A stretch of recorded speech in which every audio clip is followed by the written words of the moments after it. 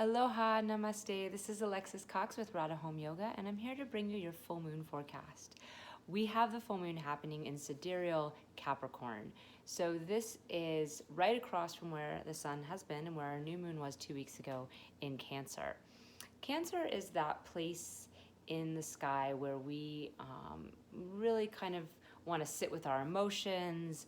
We're feeling maybe not as motivated, more, more wanting to connect with people, friends and family and our children and our parents, and just wanting to enjoy and connect and be and sit with our emotions. And maybe we have some weepy times, or maybe we have some times when we're feeling feeling sort of down, but what feels good is to lean in more and not to go out into the world and take care of business and get things done. We've had Mars, our planet of action, literally in Cancer, where it's debilitated, where we're the least active and the least courageous, the least willing to stand up, the most concerned with how other people feel and that kind of thing, and not as likely to take the stand and not as likely to go forward and do what we need to do in spite of fear. And we've had Venus, our planet of relationships in Cancer, where we want to relate to people in that sort of unconditionally loving way and mother and nurture everybody, and then sometimes feel hurt because we're not receiving in return what we think we should be receiving. That's the kind of energy that Cancer brings when our planet of relationships is there, because Venus is really how we relate to adults, not how we relate to our children. So we're playing mom to our friends, our colleagues, our partners, romantic and otherwise, and we're not going to be receiving what we want in return from them, because we actually want to give and take with those adult people. With our children, of course, we don't expect them to give back to us the way we give to them. So, and then of course the sun has been there, which is what started that new moon cycle, is the sun and moon coming together in Cancer. So the sun's our sense of power, it's our sense of authority, it's how we lead in this world, and there's been sort of a matriarchal feeling for the month. Leading from the love of a mother, powerful, willing to stand up for one's children, for what one loves, like a child, but not dominating or particularly, again, out into the world. When we're with the feminine signs, especially the watery emotional sign of Cancer, we're not marching out and taking down anybody. We're not particularly effective in the outside world. We're really more home-based and more emotion-based and more heart-centered. So this full moon is the reflection of that. It's the opposite. So the moon is across from the sun, and it's getting the light rays of the sun, lighting it up in its full luminescence, and in this case it's in Capricorn. And Capricorn is the doer, the practical, Saturn-ruled sign, where we go out there and we get stuff done. Whether we want to or not, we're doing it because we have to. And Saturn has a lot of that have to energy because it's very fear-based. So it's like, okay, this is what has to be done because the bills have to be paid, because these health issues are on the line, because time is limited. Saturn always has that element of time and not being enough time, or time is running out. Ultimately, the biggest time ticker is life. Life runs out and we die. And there's always that presence. There's always that awareness with Saturn, and with Saturn's sign of Capricorn and also Aquarius, but that's a different story.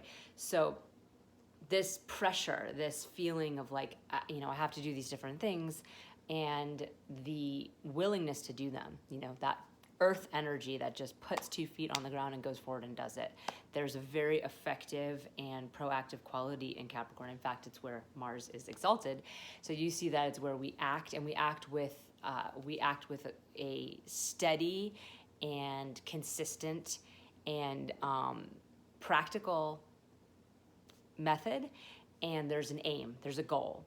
So sometimes the opposite of what happens in Cancer, where we're unconditionally loving and we just give and give and give. In Capricorn, there's a utilitarian quality, and with people, it can feel a little cold. It can feel like you're using people, because everything has its point, everything has its use, and it's going towards an aim and a goal, and even people get folded into that. So with the moon there, with our nurturing, connective part of us, it can feel like sort of a harsh wake up from where we've been and what we've been doing.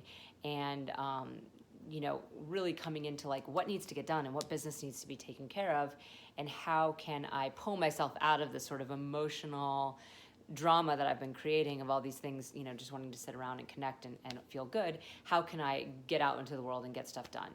Capricorn's the natural 10th house, so it's the natural place where we go out and take care of our external responsibilities in the world and really do what needs to be done.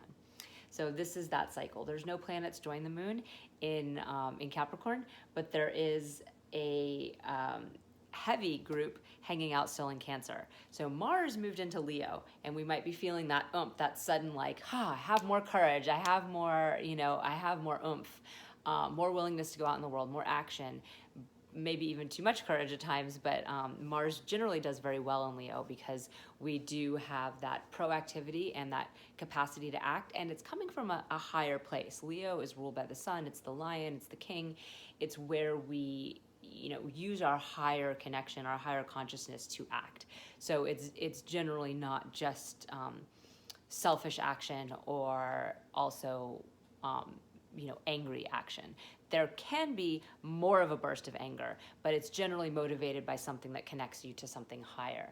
So it's a positive placement for Mars, especially coming out of that that sort of sludgy place it is in Cancer. I like to compare Mars in Cancer to like screaming into a pillow.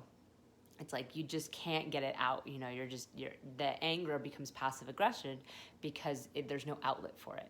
Whereas when there's an outlet for our Mars energy, we can be disciplined, we can get up, we can exercise, we can do the things we need to take care of in the world, and we can productively get it out of us so it doesn't bottle up and become that angry outburst of emotional drama. So the Mars, beautiful, moved on into Leo. It's in Magha, where it's super connected to the ancestors and to higher belief systems and old ways and stuff like that. Mercury and Venus are still joined the sun here in Cancer. And Venus particularly is in exact degrees with the sun right now. So directly opposite that moon in Capricorn, which might be a little bit of a slight or a hardship for us on that Capricorn energy of just going forward and doing what we need to do, because we're still feeling romantic, we're still feeling like we want happiness and pleasure and joy.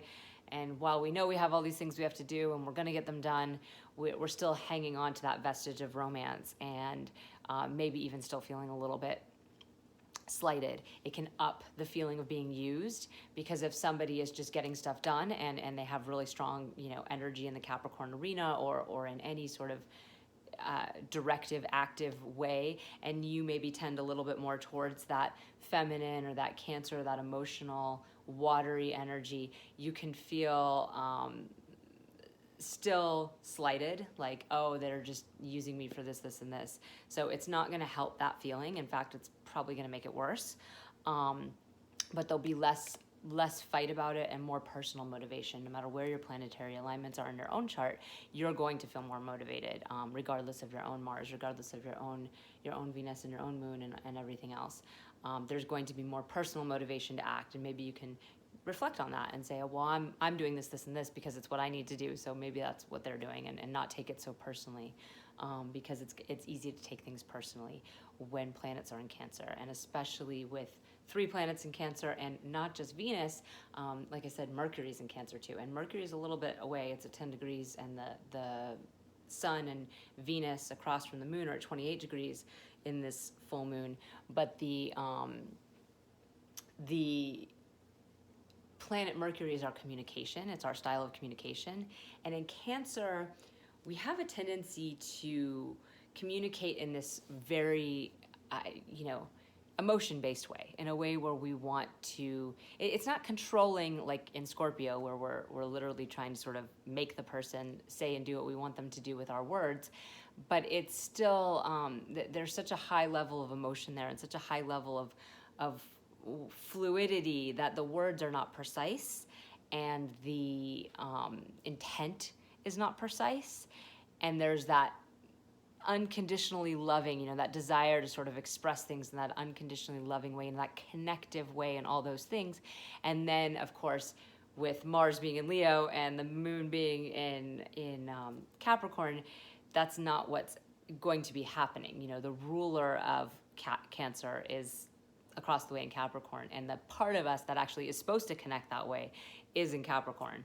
So our words might still have that tinge of just, you know, super emotional, loving, unconditional quality, and then you know, we're feeling that with our relationship sense with Venus there, but our rest of us is not acting that way. It's acting more useful and functional and practical and getting things done. The particular star that the moon is in is called Dhanistha, and this is at the end of Capricorn, and it moves into Aquarius, and it's a practical sign. It's or a star. It's indicated or symbolized by a drum, and you see that steady beat of the drum bringing things into manifestation, right? The Vedic stories have the sound starting the world just the same as the Christian stories do. It's Om is the primordial sound, that sound you know have heard in yoga classes or whatever. It's a sound that is a sound of manifestation. It brings, it's the creation energy, the sustaining energy, and the destruction energy all in one sound. And the drum is also a symbol of Lord Shiva, the force of destruction, but also a higher energy of the masculine that encompasses all the three parts, that creation, that sustaining, and that destruction. He uses a drum, and his drumming is like each beat is an epic of time. So we see time, again with Saturn, being metered out, and we see drumming into existence, sound coming into existence, and that is a manifesting. So of course on our smaller scale, in our own little lives, we're not manifesting the world, we're manifesting our own new steps, the next thing we need to do, that maybe we've been kind of lazy around, maybe we haven't been super proactive, now we're ready to act. And not only does Mars support that over there in Leo, but Jupiter just stopped its retrograde motion. It's kind of a slow-moving planet. Jupiter and Saturn spend a long time retrograde, so they take a long time to rev back up again. They're not like, you know, it's like a train, if you can imagine how it has to kind of slow and then start again. It's not quick. It doesn't have a quick 0 to 60. The revving back up is starting though, and Jupiter, our planet of our inspiration, of our wisdom, of our philosophies on life, of our spirituality, of our religion for sure, and our lack of religion, our belief systems, the things that literally motivate us and inspire us in the world, is finally starting that forward motion again. So we have been really kind of questioning all that stuff, which makes it hard to move forward, because if you don't know what inspires you, it's hard to know what direction you're going in. So with Jupiter retrograde, we had a lot of confusion around what we really believed and what we thought.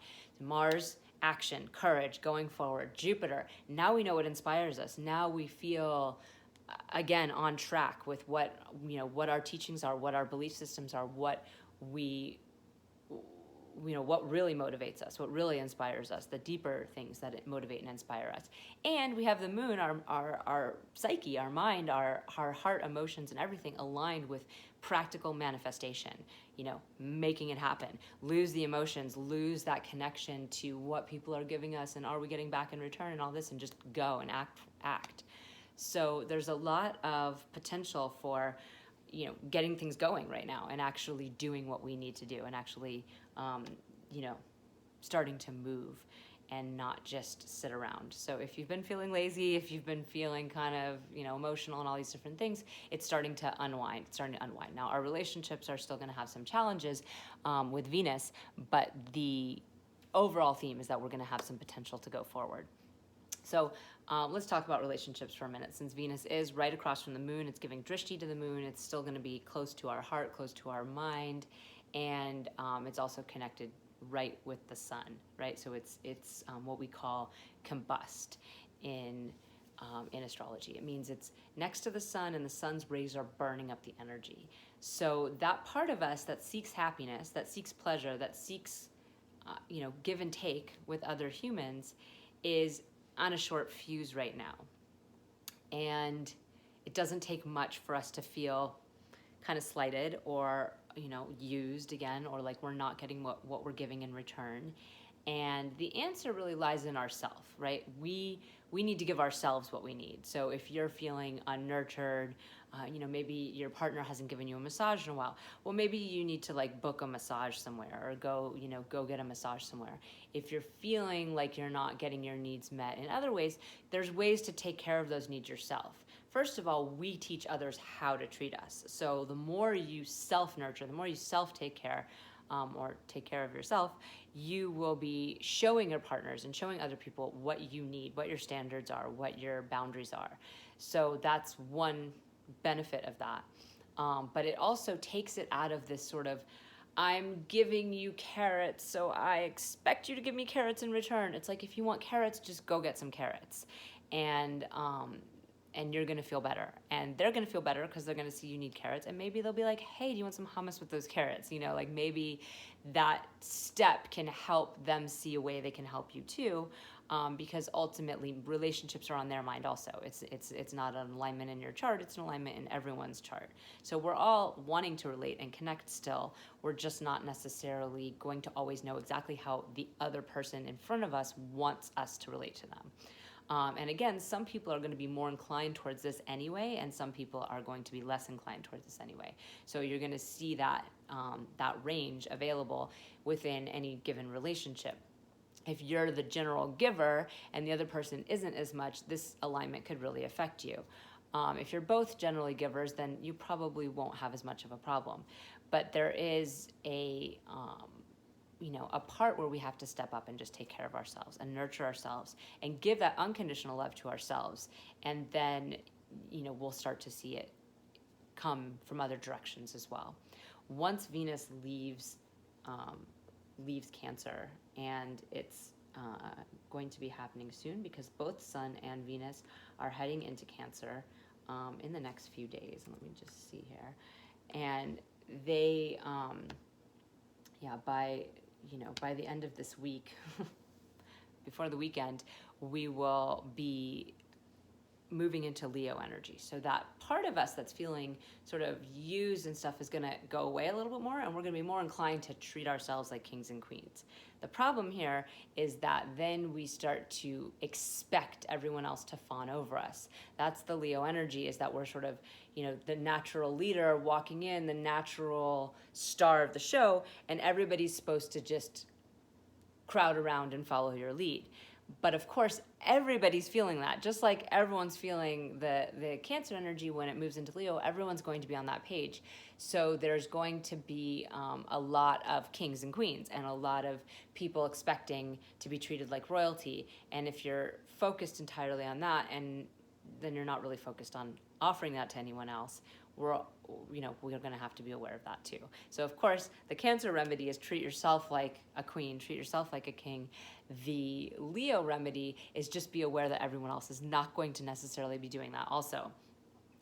So again, there's that there's that range depending on what it is in your chart and all these different things. And of course, in each of our charts, these planets do have the quality, like Venus is going to have the quality of relationships for all of us, but it doesn't rule the relationship house for many of us. So it might not bring up relationships as much as it brings up some other area of your life based on your natal chart. And that's of course why, personal natal chart readings are so helpful, because you see what's actually coming up for you based on house rulership and what houses these planets are transiting. So it might not be as focused on relationships for somebody who doesn't have Venus really ruling over anything in their relationships, and neither Cancer or Leo are their relationship house. So there's a lot to think about in your own life. It might be more work-based. It might be more at home or with your parents or with your children. It it can be in lots of different areas of your life depending on where this comes up. But we will be feeling the happiness that comes from being a bit more showboaty. We might find our clothes suddenly take on a little bit more flair. Our ability to book that massage and make sure that we're taken care of goes up, but we also in turn start to be less attentive to our partners and less over nurturing and caring the way that we were when it was all in Cancer. So this is going to be the Sun and Venus moving together, and there will still be that close proximity. We will see both Venus and at this point Mars as well combust with the sun. So then there's a short fuse on your anger, which means that anything can kind of set you off and you start to, get up in arms about it. And the courage is there with Mars and Leo. Leo is also a place where we feel like sharing, like we feel like we know and we should share with people. So the tendency to teach, both in relationships and otherwise, comes up where we're like, oh, but these people don't know. We need to give, we need to offer them our wisdom and our knowledge. And that can also be an issue in relationships, especially with Mars and Venus combust. Our capacity to get slighted is quicker. We're more likely to feel hurt, and we're more likely to feel angry on a dime. And with Mercury still hanging out in Cancer, Mercury will be just in the middle of Cancer at this time by the weekend. Our speech, our communication is still going to be that kind of emotional, watery, fluid conversation that doesn't actually just say what you mean. And that can be frustrating for people when they're trying to get things done, and they want to honor you and they want to fit you into their agenda, but they just need you to say what you need and speak. And Cancer's not really doing that. Cancer's going to be more roundabout and sort of dropping hints and clues and not just expressing clearly what is and what is not. And that's going to be frustrating. So, our relationships will take a hit from all of this, but it can also be a great opportunity to really, really focus on what you're saying and what you're communicating and what you need. And the more you use those tools of focusing on your needs and what is and is not being met and all of this kind of thing, the more you open up those lines of communication with other people. And just being aware of our tendency to sort of, self-fixate when planets are in Leo is also really helpful, because, we might be feeling, well, why deserve that after all that time I was unconditionally loving everyone in Cancer? But of course, you weren't really unconditionally loving everyone in Cancer. You wanted something in return. And, making yourself the center of the universe now isn't the answer. So we're going through that right now. And we are going to have a lot more inspiration, a lot more courage, a lot more proactivity. And that's going to help with a lot of the fear that we've been feeling. We do still have Saturn retrograde, which is our planet of fear. And it's still really close to that south node, K2 in Sagittarius. So there is still some fear. There's still some hesitation, especially about, our beliefs, because Sagittarius is that Jupiter-ruled sign where we bring our beliefs out into the world. So we're not fully confident there yet, but we have the inner surge. We get it on the inside. We know what's inspiring us, and we have the courage in many ways to act. But our fear is still sort of there looming, and that's going to be present not just in our own world, but for sure in the world around us. We're still seeing some serious fear-based things happening in the outside world, and that fear can bring a clamping down or a harshness, and we see it on a political level, we see it on a social level, but it's not, that part's not over yet. There's almost a militance whenever Mars comes into the drishti, which it will, but not for a while. You see that super militance coming in, but it's like the Saturn K2 together, is it under the surface, like a desire to force people to be the way that you are, or to think the way you are, to think you know everything, and to be really fear-based in that. So it's a challenging alignment that hasn't left us. It's the nodal axis that we're with right now, and Saturn's going to be in Sagittarius until January of 2020. So we're not looking to lose that anytime soon. But we have a lot more to work with, a lot more to help us move forward. So I hope this is helpful. If you have any questions, you can always comment. You can also comment if you just want to, say hello or offer any insight your own. And please like and share. And if you sign up for my newsletter, you will receive these reports directly into your inbox, and you'll also receive your free report that shows you where the nodal axis is in your chart. So like I was saying, what houses these things are in really matters, almost more than the planet itself in our personal charts. So you can see where Rahu, the north node, is, where K2, the South Node, is, and see what your karmic energy is in this 1.5-year cycle that started at the end of March, and where your focus is, where you're pulling away from, and where this sort of explosive energy has really been taking place for you. So I hope this is helpful, and have a beautiful full moon. Namaste.